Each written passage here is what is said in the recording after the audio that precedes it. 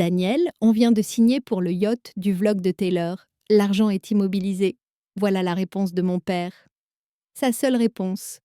Quand je l'ai appelé, suppliant, pour 10 000 € qui devaient me sauver la jambe, j'étais assise sous une tente médicale en pleine zone d'opération, l'os à vif, terrifiée à l'idée que ma carrière militaire s'arrête là. Il n'a même pas demandé si ça allait. Juste un soupir. Sers-toi de la douleur pour te forger un caractère. Et il a raccroché.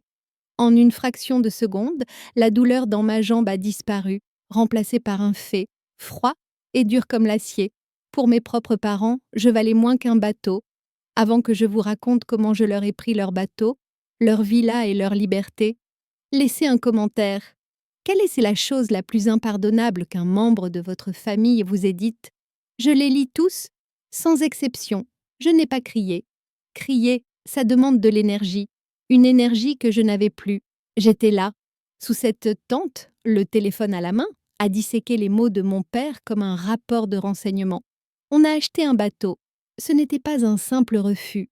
C'était une évaluation, ma capacité à marcher, ma carrière dans l'armée, mon avenir tout entier valait moins à leurs yeux qu'une coque en fibre de verre pour le vlog de ma sœur. J'ai inspiré, tenu 4 secondes, expiré pendant 4, respiration tactique. Ça marche sous les tirs de sniper. Et apparemment, ça marche aussi pour les trahisons familiales. J'ai regardé l'infirmier-major. Il remplissait déjà les papiers pour une réforme médicale.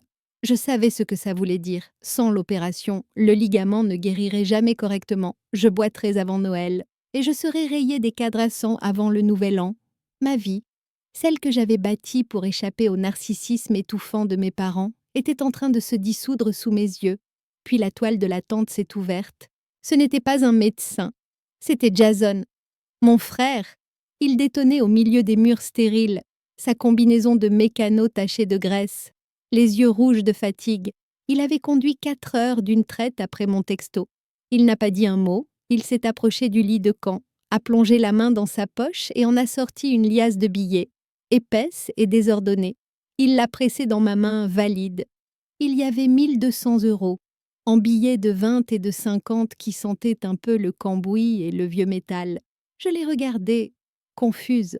Jason avait à peine de quoi payer son loyer la plupart du temps. C'était lui qui réparait les choses, celui qui restait silencieux, celui que nos parents ignoraient parce qu'il travaillait de ses mains plutôt que de son image. J'ai vendu la servante, il a dit, la voix rauque, mon estomac s'est noué, sa servante d'atelier Facom. Ce n'était pas qu'une boîte, c'était 10 ans de sa vie, son gagne-pain. C'était la seule chose de valeur qu'il possédait. Il avait vendu son avenir pour essayer de sauver le mien. « Jason, tu ne peux pas !» j'ai murmuré. « C'est ton boulot, marcher !» m'a-t-il coupé. « C'est ça, le boulot. Moi, je peux serrer des boulons avec des outils de merde. Toi, tu ne peux pas courir sur une jambe foutue. » Il ne m'a pas parlé de remboursement. Il ne m'a pas demandé de signer un contrat avec 5% d'intérêt. Il m'a juste donné tout ce qu'il avait, parce qu'il ne supportait pas de me voir tomber. À cet instant, le contraste était si violent qu'il en était sanglant. Mes parents avaient des millions en actifs et en crédit. Pourtant, ils n'auraient pas lâché un centime. Mon frère n'avait rien. Et il m'a donné le monde. J'ai refermé la main sur l'argent. Ce n'était pas assez pour l'opération. La facture était de 10 000 €. Mais c'était assez pour me réveiller. J'avais mis de côté une indemnité reçue après un accident à l'entraînement 2 ans plus tôt. Un filet de sécurité que j'avais juré de ne jamais toucher, sauf cas de vie ou de mort. En regardant les mains de mon frère, couvertes de cicatrices, j'ai compris que c'était le moment.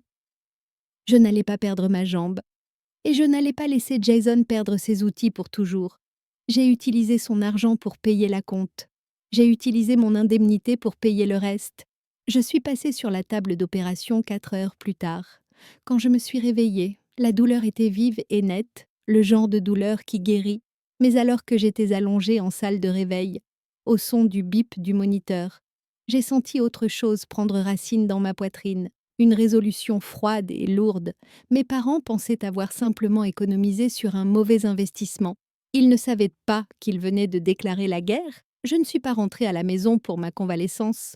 Le concept de bête maison était mort sous cette tente médicale.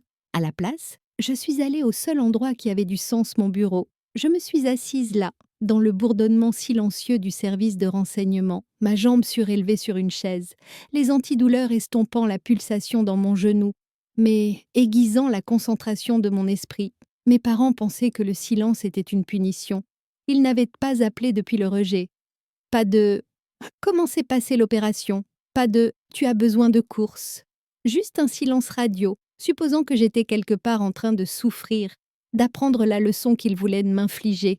Mais pour un analyste, le silence n'est pas une punition, c'est une opportunité. J'ai ouvert mon ordinateur portable, pas besoin de pirater leur compte en banque, pas besoin de deviner des mots de passe ou d'installer des logiciels espions.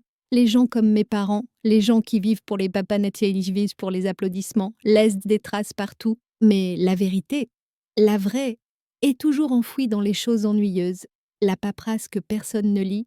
Je me suis connectée au portail public du greffe du tribunal de commerce, une base de données légale, gratuite, accessible à quiconque a une connexion Internet et la patience de naviguer sur un site du gouvernement. J'ai tapé le nom de mon père. L'écran s'est rafraîchi et le mythe de la fortune familiale s'est évaporé en pixels. C'était là, déposé il y a 28 jours, un avis de défaut de paiement. Ils n'étaient pas juste en retard sur le crédit de leur villa d'architecte sur la Côte d'Azur. Ils étaient en train de couler. Le document listait les impayés. 4 mois de mensualité. La banque avait entamé une procédure de saisie. J'ai continué à faire défiler. C'était pire. 3 saisies du fisc avaient été émises contre la propriété au cours des 2 dernières années. L'entreprise florissante dont mon père se vantait était une hémorragie de cash, endettée jusqu'au cou. Et pourtant, ils avaient acheté un bateau. Je me suis adossée à mon siège, la lueur de l'écran se reflétant dans mes yeux. Mathématiquement, ça n'avait aucun sens. Pourquoi acheter un yacht de luxe quand la banque est à 30 jours de saisir votre porte d'entrée? Pourquoi refuser un prêt de 10 000 € pour sauver la jambe de sa fille? Pour ensuite signer un contrat à 6 chiffres pour un projet de vanité en fibre de verre. Et puis j'ai compris. Ce n'était pas une décision financière, c'était un mécanisme de survie psychologique. Il y a une forme de folie spécifique qui infecte les obsédés de l'image. Ça s'appelle l'illusion de la richesse. Pour des gens comme David et Sarah, la ruine financière n'est pas juste un problème. C'est une forme de mort. Être fauché est honteux, mais paraître fauché est fatal. Quand les murs se referment, une personne rationnelle réduit les coûts, un narcissique dépense plus. Ils achètent le bateau non pas parce qu'ils peuvent se le permettre, mais pour prouver au monde, et à eux-mêmes, qu'ils ne sont pas en train de sombrer.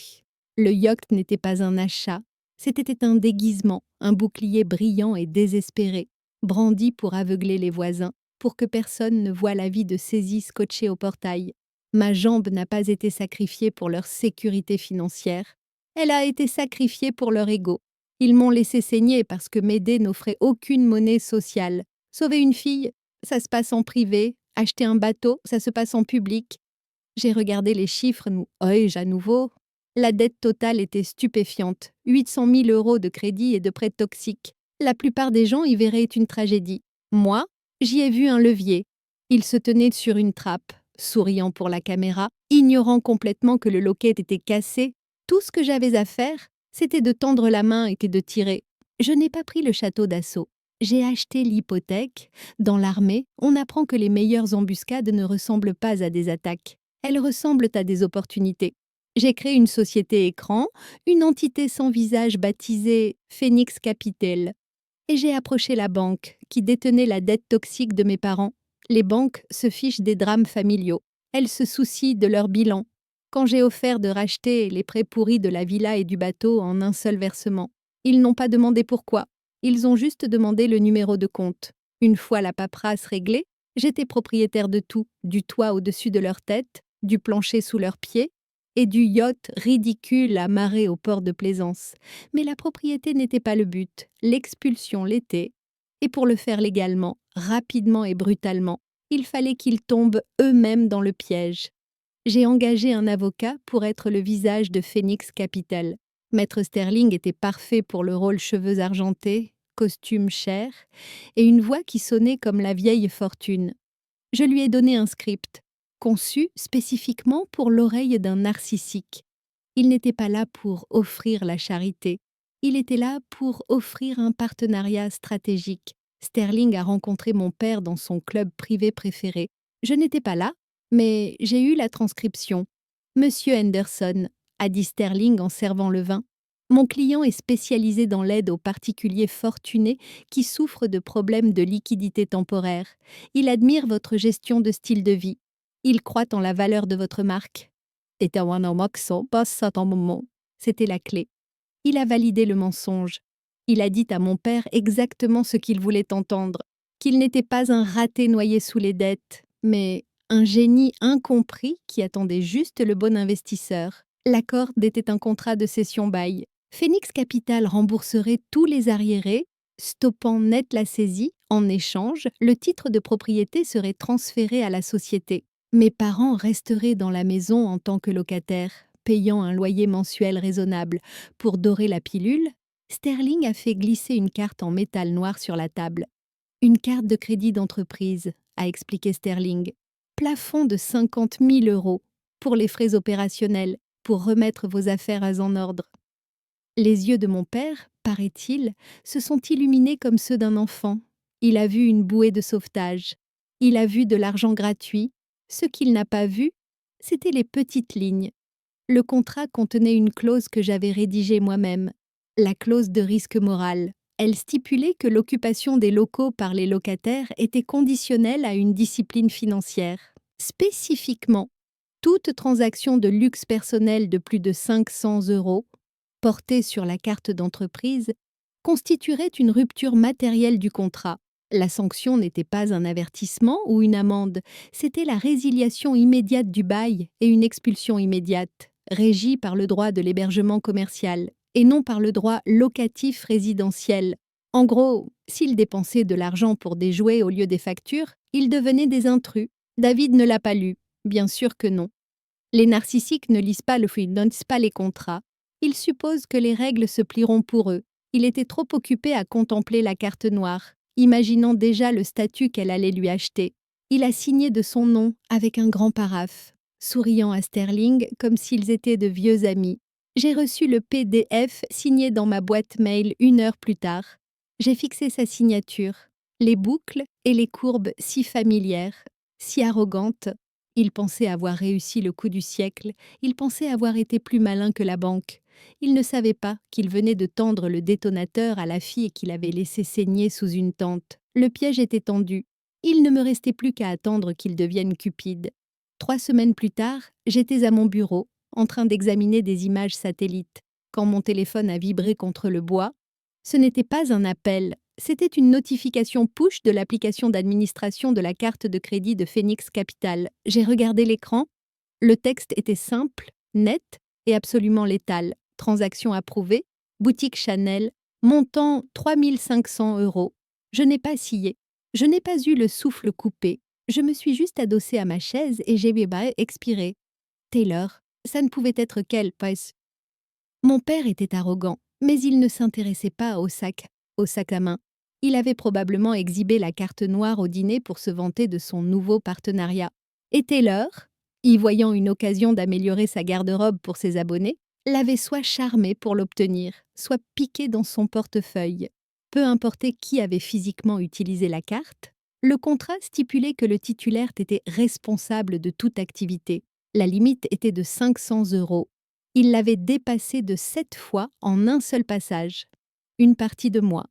L'ancienne partie, la sœur qui économisait son argent de poche pour acheter à Taylor des cadeaux d'anniversaire qu'elle ignorait, voulait appeler, je voulais crier, les avertir, leur dire de le rendre avant que le paiement ne soit validé. Mais cette voix était un fantôme. Elle appartenait à une fille qui pensait que l'amour consistait à protéger les gens de leurs propres bêtises. Je n'étais plus cette fille. J'étais la propriétaire. J'ai regardé l'écran. La transaction est restée en attente pendant 2 heures. J'ai bu mon café, j'ai fini mes rapports, j'ai attendu. Finalement, le statut a clignoté et est passé à « valider ». L'argent était parti, la rupture de contrat était officielle. Le piège ne s'était pas seulement refermé, il avait broyé l'os. Je me suis levée et j'ai marché jusqu'à l'imprimante. Je n'avais rien de nouveau à rédiger. Les documents attendaient déjà dans la file d'attente. Sauvegardés pour ce moment précis, avis de résiliation de bail, avis d'expulsion immédiate, mise en demeure pour violation de propriété commerciale. Les pages sont sorties du bac, chaudes et nettes. Je suis allée à mon armoire et j'ai sorti ma tenue de cérémonie. J'ai brossé la veste, aligné mes médailles et ciré mes chaussures jusqu'à ce qu'elles ressemblent à du verre noir. Ils s'étaient moqués de mon service. Ils m'avaient traité de pion du gouvernement. Aujourd'hui, je voulais qu'ils voient exactement à qui ils avaient affaire. Je n'étais pas seulement leur fille qui venait leur rendre visite, j'étais l'autorité qui venait pour une inspection. J'ai pris le dossier, vérifié mon reflet, et je suis sortie. Le temps du silence était révolu. La réceptionniste du cabinet d'avocat a levé les yeux. Surprise par mon uniforme, je ne me suis pas arrêtée. J'ai continué dans le couloir et j'ai poussé les lourdes portes en chêne de la salle de conférence. Ils étaient déjà là. David était affalé dans un fauteuil en cuir, l'air de s'ennuyer. Sarah critiquait le café offert. Taylor prenait un selfie avec la vue sur la ville. Ils avaient l'air riches. Ils avaient l'air en sécurité. Ils avaient l'air de gens à qui on n'avait jamais dit non. David a froncé les sourcils en me voyant. Il n'a pas vu l'uniforme. Il n'a vu que la fille. Sa fille. Daniel, a-t-il dit en regardant sa montre. Tu es en retard. Et pourquoi tu es habillé comme ça? On attend l'associé principal. Assieds-toi, David, ai-je dit. Il s'est figé. Pardon. Assieds-toi. Je n'ai pas attendu qu'il analyse le changement de pouvoir. J'ai branché mon téléphone au câble du projecteur. La pièce s'est assombrie et le projecteur s'est mis en marche. Sur le mur, à 3 mètres de haut, est apparue la notification que j'avais reçue ce matin. Boutique Chanel, 3500 €. Taylor a levé les yeux de son téléphone en plissant les yeux. « Eh, c'est mon ticket de caisse. Tu as piraté mon compte. Papa a dit que c'était bon. C'est pour la marque. Le contrat disait que ce n'était pas bon. » Ai-je répondu, la voix stable. « Vous avez violé la clause de risque moral. » David a ri. Un rire sec, méprisant. « Ok, c'est bon. On va rendre le sac. Ne sois pas dramatique. Daniel, tu ne peux pas nous expulser pour un sac à main. On a des droits en tant que locataire. La loi exige un préavis de 30 jours. » Je me suis avancée jusqu'au bout de la table. « C'est là que tu te trompes. Tu n'as pas signé un bail résidentiel. David, tu étais trop occupé à admirer ton plafond de crédit pour remarquer l'entête. Tu as signé un contrat d'hébergement commercial. Vous n'êtes pas des locataires, vous êtes des clients dans une résidence d'entreprise. Et l'heure du départ, c'était il y a 10 minutes. » J'ai regardé la prise de conscience le frapper. Ce ne fut pas instantané. Elle a rampé sur son visage comme une ombre. « Les serrures ont déjà été changées à distance. » Ai-je continué. « La sécurité vous attend dans le hall pour vous escorter pendant que vous récupérez vos effets personnels. Le bateau est actuellement en cours de remorquage vers le lieu de la vente aux enchères. » Taylor a bondi, sa chaise crissant contre le sol. « Tu gâches ma vie pour un sac. C'est juste un sac. » Je l'ai regardé, vraiment regardé, et j'ai vu la sœur qui avait ri pendant que je saignais. Et ma jambe était juste une jambe. Ai-je dit. Maintenant, on est quitte. David n'a pas crié. Il n'a pas supplié. Il s'est mis à rire. Un rire gras et laid qui rebondissait sur les murs de verre de la salle. « Tu te crois maligne, Daniel, » a-t-il dit, essuyant des larmes de joie de ses yeux. « Tu penses pouvoir me déjouer. Tu n'es qu'un troufion. Je suis le général. » Il a sorti son téléphone de la poche de sa veste. Il n'a pas appelé un avocat. Il a composé un numéro qu'il connaissait clairement par cœur. Il a mis le haut-parleur. « Inspection générale des armées », a répondu une voix. « Ici David Henderson », a-t-il dit, ses yeux rivés sur les miens, remplis d'une méchanceté pure. « J'ai une dénonciation concernant le sergent Daniel Henderson. J'ai des preuves qu'elle s'est livrée à de l'espionnage et à un détournement de fonds classifié à grande échelle. » Swampé, mon sang s'est glacé. Il n'essayait pas de sauver la maison, il essayait de me brûler vive.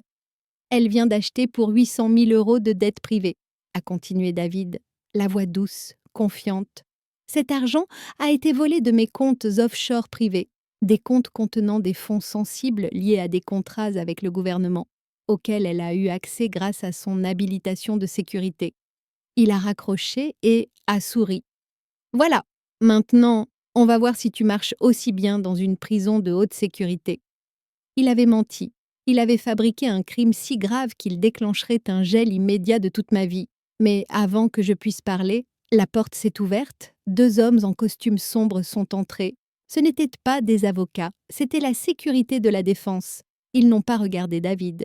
Ils m'ont regardé. Sergent Henderson, a dit l'agent principal. Nous avons reçu un signalement concernant vos activités financières. J'ai besoin de votre plaque et de votre carte professionnelle. Immédiatement, ma sœur a eu un sourire narquois, sortant son téléphone pour filmer. Ma mère m'a enfin regardée, non pas avec pitié, mais avec le soulagement que quelqu'un d'autre allait payer. Je me suis levée, je n'ai pas résisté. J'ai posé ma plaque sur la table en acajou. Elle a fait un bruit sec et creux, le son de ma carrière qui percute un mur. David s'est adossé, triomphant. Il pensait m'avoir mise échec et main. Il pensait avoir détruit ma crédibilité pour sauver sa peau. Il n'avait aucune idée qu'il venait de marcher droit dans la zone de tir. Je suis restée en salle d'interrogatoire pendant 4 heures. C'était froid, stérile et familier. Je n'ai pas paniqué. J'ai présenté mes preuves. Le chèque d'indemnisation de ma blessure d'il y a 2 ans, mes relevés d'épargne, la traçabilité parfaite de Phoenix Capital. Mon argent était légal. Il était propre. L'agent a examiné le dossier. Il m'a regardé, puis a regardé la transcription de l'appel de mon père à l'inspection générale. « Votre père prétend que cet argent est à lui », a dit l'agent. Il a déclaré, sur une ligne fédérale enregistrée, que vous lui aviez volé 800 000 € de ses comptes offshore cachés. Je sais, ai-je dit. Il mentait pour me nuire. Le truc, a dit l'agent, un petit sourire sinistre aux lèvres, c'est qu'on a croisé sa déclaration avec son dossier de faillite de l'année dernière. Il a juré sous serment qu'il n'avait aucun actif. J'ai hoché la tête, c'était le piège du parjure. David voulait tellement me détruire qu'il a revendiqué la propriété de l'argent. Ce faisant, il a officiellement avoué au fisc et au tribunal de commerce qu'il avait dissimulé près d'1 million d'euros d'actifs. Peu importait que l'argent ne soit pas vraiment le sien, ses aveux étaient réels. Il venait d'avouer une fraude à la faillite et un parjure dans le but de piéger un agent de l'État. Les enquêteurs ne m'ont pas arrêté. Ils l'ont arrêté. Lui. Je suis sortie du bâtiment juste à temps pour voir mon père être escorté dans un véhicule banalisé, les menottes brillant sous les lampadaires. Il m'a vue. Il a ouvert la bouche pour crier, mais la portière s'est refermée. Sarah a été expulsée le lendemain matin. Elle a emménagé dans un 2 pièces payé par les aides sociales. Taylor a essayé de transformer l'histoire sur son vlog. Pleurant d'être la victime d'un système corrompu, j'ai répondu en postant une seule image.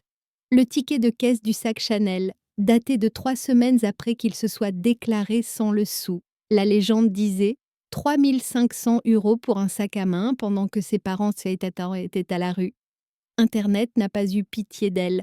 Ils l'ont dévorée, elle a supprimé son compte 6 heures plus tard.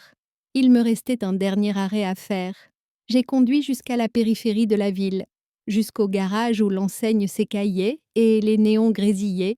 Jason était sous un pont élévateur, travaillant sur une berline qui avait connu des jours meilleurs. Il a levé les yeux quand je suis entrée, s'essuyant la graisse sur un chiffon. « J'ai entendu pour papa », a-t-il dit doucement. « C'est vrai, c'est vrai. » J'ai sorti une grosse enveloppe de mon sac, je l'ai posée sur son établi, juste à côté de ses clés à molette dépareillées et bon marché. « C'est quoi ?» a-t-il demandé. « Ouvre. » Il a ouvert le rabat. À l'intérieur se trouvait l'acte de propriété du bâtiment dans lequel nous nous tenions, payé en totalité, et un bon de livraison pour le lendemain, une servante d'atelier complète, série master de chez Facom. J'ai acheté le garage, Jason. Ai-je dit? Il est à toi. Il a fixé le papier. Ses mains, balafrées et tachées, se sont mises à trembler. Il m'a regardé, les yeux écarquillés, luttant pour comprendre ce bouleversement dans son univers. « Pourquoi ?» a-t-il articulé. « Parce que tu as vendu tes outils pour moi. » Ai-je dit. Et personne ne touche à mon mécano. Sancti. Il a pleuré. Alors, des sanglots laids et rauques qui résonnaient sur le sol en béton. Je n'ai pas pleuré. Je suis juste restée là à le regarder, sentant le dernier poids se soulever de mes épaules. Je suis sortie dans la lumière du jour, ma jambe ne me faisait plus mal, je ne boitais plus, ma famille n'existait plus. Et pour la première fois de ma vie, le silence n'était pas solitaire. Il était synonyme de liberté. Mon père pensait jouer aux échecs en 4D, mais Il a oublié qu'il jouait contre la personne qui écrit les règles. Si vous avez déjà dû vous sauver vous-même parce que personne d'autre ne le ferait, partagez cette histoire. Et si vous attendez encore des excuses qui ne viendront jamais, arrêtez d'attendre, commencez à planifier.